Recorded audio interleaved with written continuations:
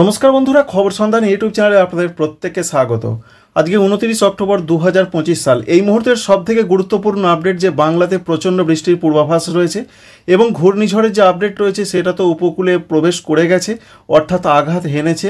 বিশেষ করে অন্ধ্রপ্রদেশ, বিশেষ করে কাঁকিনাড়া সংলগ্ন জায়গায় সেখানে প্রবল দুর্যোগ চলেছে এবং দুর্যোগ আজকেও চলবে। বিশেষ করে উড়িষ্যাতে রয়েছে আজকে রেড অ্যালার্ট বা লাল সতর্কবার্তা, এছাড়া অন্ধ্রপ্রদেশেও রয়েছে। সেখানে প্রবল দুর্যোগের পাশাপাশি পশ্চিমবঙ্গের দিকে সেই ঘূর্ণিঝড় এগিয়ে আসতে পারে, তবে সেটা শক্তি হারিয়ে একটি নিম্নচাপ রূপে। এখনও পর্যন্ত যা পূর্বাভাস রয়েছে আজকে দুপুরের মধ্যে এই যে ঘূর্ণিঝড় মন্থা সেটা শক্তি হারিয়ে অতি গভীর নিম্নচাপে পরিণত হতে পারে। অতি গভীর নিম্নচাপে পরিণত হওয়ার পর তার গন্তব্য মূলত বিহার এবং পশ্চিমবঙ্গ সংলগ্ন জায়গার দিকে এইভাবে বেঁকে আসতে পারে। এই বেঁকে আসার জন্যই প্রচুর পরিমাণে জলীয় বাষ্প আবার বঙ্গোপসাগর থেকে বাংলার দিকে এগিয়ে আসবে, যার ফলে প্রচণ্ডভাবে বজ্রগর্ভ মেঘ তৈরি হতে পারে, যার ফলে বাংলার জেলায় জেলায় ব্যাপক বৃষ্টির পূর্বাভাস রয়েছে। তার মধ্যে সবথেকে বেশি বৃষ্টির পূর্বাভাস রয়েছে পশ্চিমবঙ্গের মধ্যে উত্তরবঙ্গের জেলাগুলোতে। প্রায় 200 মিলিমিটার পর্যন্ত বৃষ্টির পূর্বাভাস পাওয়া যাচ্ছে, সঙ্গে 30 থেকে 40 কিলোমিটার বেগে দমকা ঝড়ের সতর্কবার্তা রয়েছে। সুতরাং ঘূর্ণিঝড় মন্থা যে অন্ধ্রপ্রদেশে আছড়ে পড়েছে এবং পরবর্তী ক্ষেত্রে দুর্বল হয়ে আরও দুর্বল হয়ে যাবে, বাংলায় কোনো বিপর্যয় হবে না, সেরকম কোনো আপডেট এখনও পর্যন্ত পাওয়া যায়নি।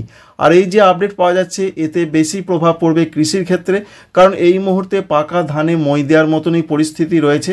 কারণ যেখানে গতকাল থেকেই বৃষ্টি শুরু হয়ে গেছে পশ্চিম মেদিনীপুর, পূর্ব মেদিনীপুর, ঝাড়গ্রাম এই সমস্ত জেলাগুলোতে বেশ কিছু কিছু জায়গাতে ভালো রকম ঝড় বৃষ্টি হয়েছে। আজকেও প্রচণ্ড বৃষ্টির পূর্বাভাস রয়েছে দক্ষিণবঙ্গের বেশ কিছু কিছু জেলাতে। আগামীকালও দক্ষিণবঙ্গে অনেক জেলাতে বৃষ্টি হতে পারে। তো এখনও পর্যন্ত এরকম একটা সম্ভাবনার ক্ষেত্র পাওয়া যাচ্ছে।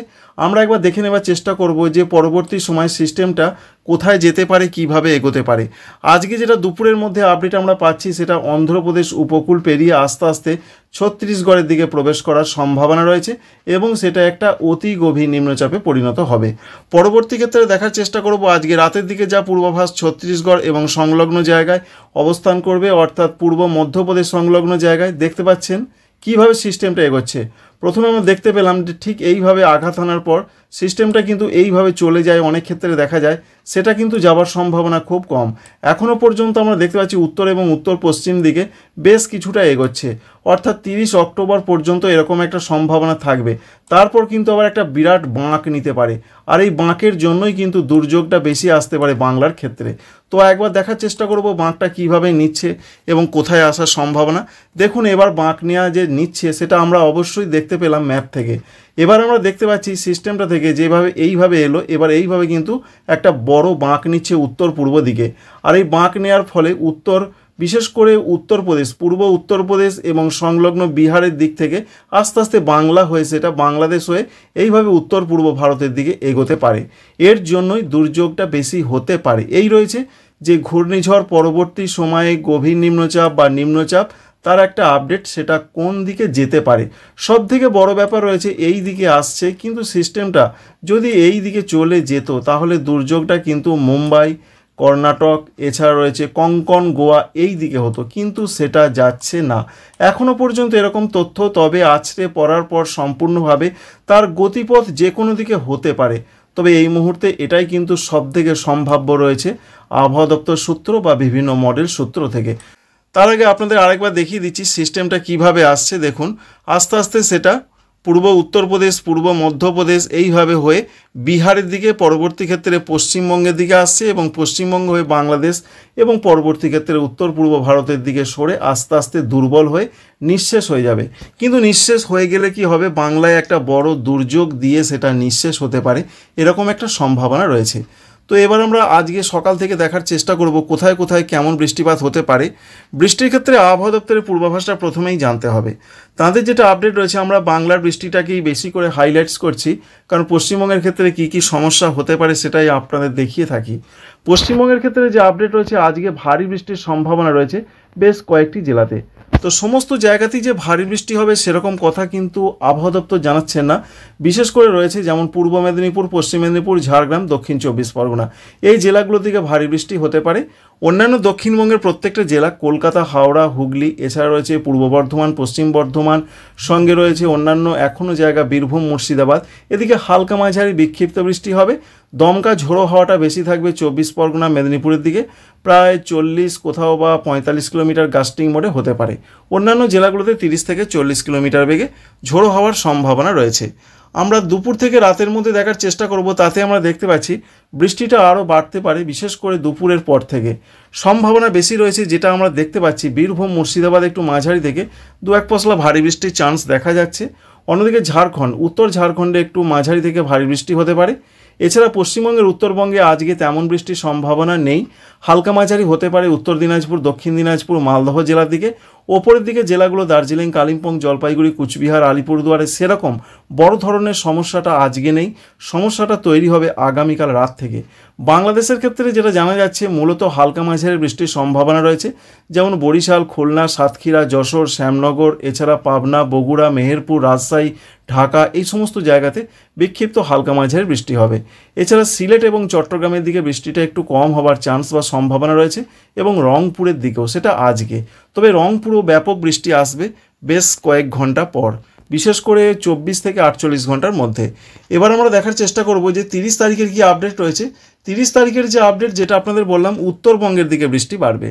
30 তারিখের দিকে এটা আমরা দেখতে পাচ্ছি মালদহ, দক্ষিণ দিনাজপুর, উত্তর দিনাজপুর, এই জেলাগুলোতে ভারী থেকে দু এক জায়গায় একটু অতি ভারী বৃষ্টি হতে পারে।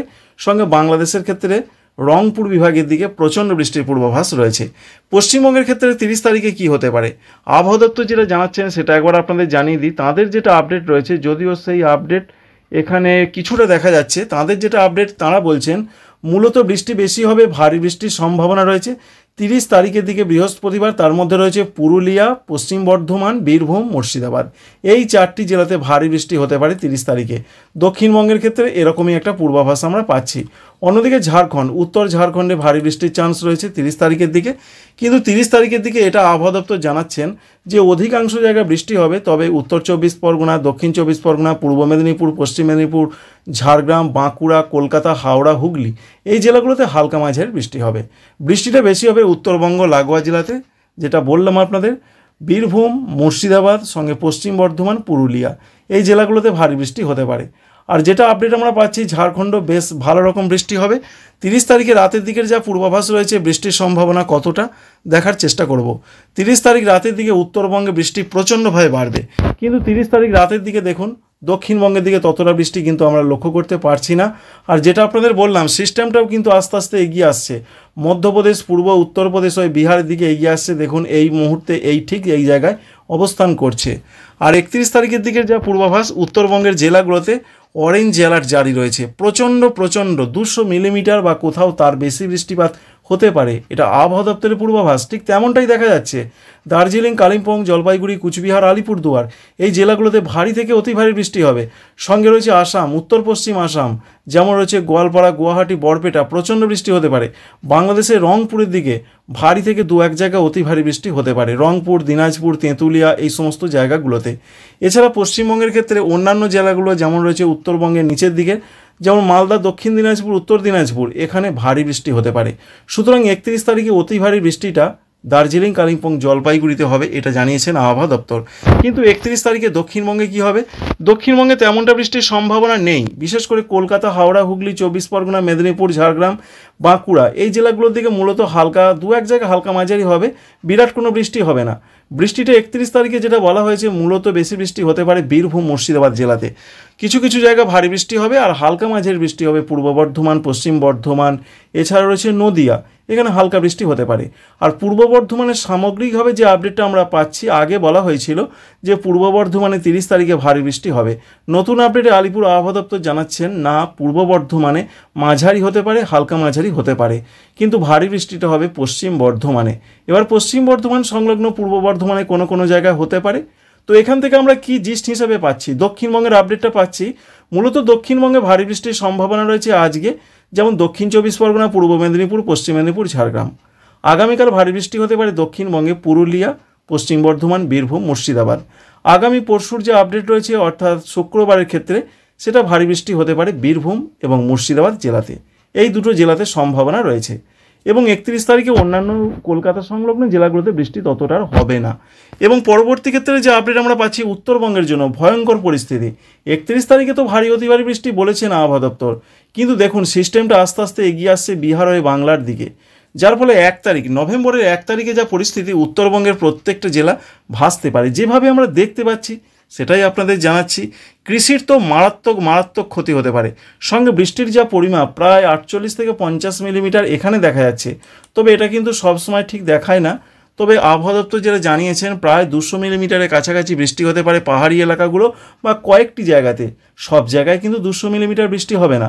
তার মধ্যে যেটা আমরা দেখতে পাচ্ছি যে 31 তারিখের পর 1 তারিখে তার মধ্যে দার্জিলিং, কালিম্পং, জলপাইগুড়ি, কুচবিহার, আলিপুরদুয়ার, উত্তর দিনাজপুর, দক্ষিণ দিনাজপুর, মালদহ, উত্তরবঙ্গের প্রত্যেকটা জেলাতে প্রচণ্ড বৃষ্টি হবে।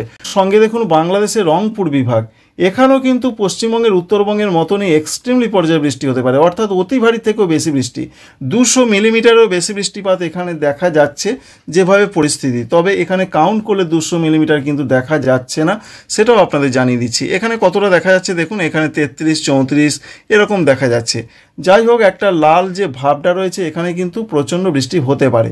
এর পাশাপাশি আমরা দেখতে পাচ্ছি 1 তারিখে পশ্চিমবঙ্গের উত্তরবঙ্গের জেলাগুলোতে, ওপরের জেলাগুলো, নিচের জেলাগুলো সব জায়গাতেই ভারী বৃষ্টি হবে। কিন্তু পশ্চিমবঙ্গের দক্ষিণবঙ্গের দিকে দেখুন 1 তারিখের দিকে সেরকম বৃষ্টি নেই। নভেম্বরের দিকে মূলত হালকা মাঝারি হতে পারে বীরভূম, মুর্শিদাবাদ, পূর্ব বর্ধমান, নদিয়া জেলার দিকে। এবার 1 তারিখের পর বিশেষ করে রাতের দিকের যা পূর্বাভাস আমরা পাচ্ছি, রাতের দিকে বৃষ্টিটা আস্তে আস্তে পশ্চিমবঙ্গ থেকে বাংলাদেশের উত্তরাঞ্চল হয়ে আস্তে আস্তে আসামের দিকে যাচ্ছে ভারতবর্ষের। বিশেষ করে তাই রংপুর, রাজশাহী, ময়মনসিংহ, পরবর্তী ক্ষেত্রে সিলেট, এই যে বিভাগগুলো রয়েছে এখানে 31 তারিখ এবং 1 তারিখে প্রচণ্ড বৃষ্টিপাতের সম্ভাবনা রয়েছে।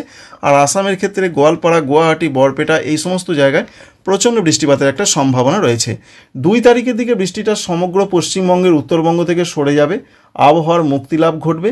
আর 1 তারিখ থেকে দক্ষিণবঙ্গে আবহাওয়ার মুক্তিলাভ ঘটবে, খারাপ আবহাওয়ার মুক্তিলাভ ঘটবে এবং আসাম, মেঘালয়, অরুণাচল প্রদেশে ব্যাপক বৃষ্টি হবে 2 নভেম্বর তারিখে।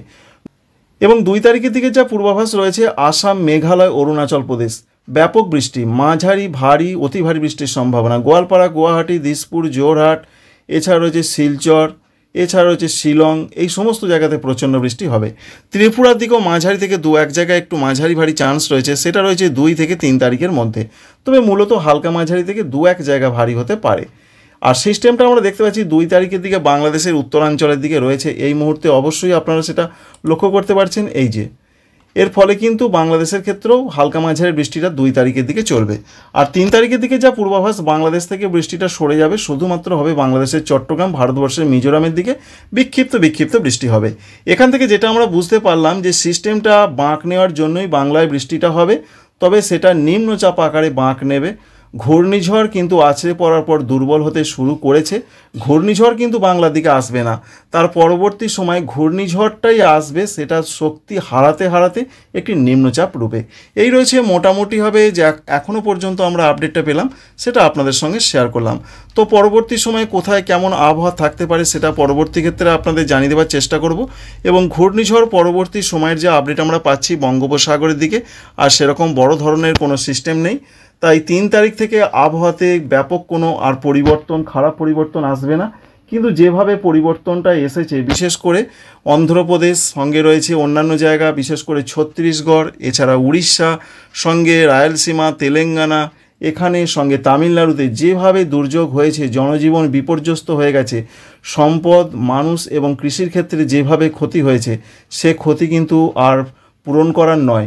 এবং বাংলার ক্ষেত্রেও কৃষির একটা প্রচণ্ড ক্ষতির সম্মুখীন হতে চলেছে বাংলা। বিশেষ করে যা আপডেট আমরা পাচ্ছি, বিশেষ করে এই মুহূর্তে ফসল কিন্তু পাকা অবস্থায় রয়েছে, কোথাও বা এই মুহূর্তে আধ পাকা, কোথাও বা একেবারে পরিপূর্ণ ম্যাচিওর অবস্থায় রয়েছে। বিশেষ করে সবথেকে যেটা কৃষি পণ্য যেটা আমরা মনে করি, ধানের ক্ষেত্রে একটা প্রচণ্ড ক্ষতির সম্মুখীন হতে পারে পশ্চিমবঙ্গ। সঙ্গে আলু চাষও কিন্তু বিলম্ব হতে পারে এই বৃষ্টির জন্য। তো বন্ধুরা, আপনারা সকলে ভালো থাকবেন, সুস্থ থাকবেন। এই পর্যন্ত ছিল আপডেটটা। তাই পশ্চিমবঙ্গের ক্ষেত্রে দুর্যোগটা দক্ষিণবঙ্গের তুলনামূলক কম হবে উত্তরবঙ্গের তুলনায়। আর ঝাড়খণ্ডের ব্যাপারটা একবার দেখিয়ে দিই। ঝাড়খণ্ডে 30 তারিখে প্রচণ্ড বৃষ্টির পূর্বাভাস রয়েছে, বিশেষ করে রয়েছে ধানবাদ, দুমকা, দেওঘর, মিহিজাম। উত্তর ঝাড়খণ্ডে প্রচণ্ড বৃষ্টিটা 30 তারিখের দিকে হতে পারে। 30 এবং 31 তারিখে ঝাড়খণ্ডে কিন্তু বেশি বৃষ্টি হবে। আর 31 তারিখের দিকেও যে দুর্যোগ কম হবে তা নয়, 31 তারিখও দুর্যোগের পূর্বাভাস ভালো রকমই রয়েছে ঝাড়খণ্ডের ক্ষেত্রে। তবে উত্তর ঝাড়খণ্ডই প্রভাবটা সব থেকে বেশি পড়বে, উত্তর ঝাড়খণ্ড এবং দক্ষিণ বিহার সংলগ্ন জায়গায়। Thank you friends, thank you for watching.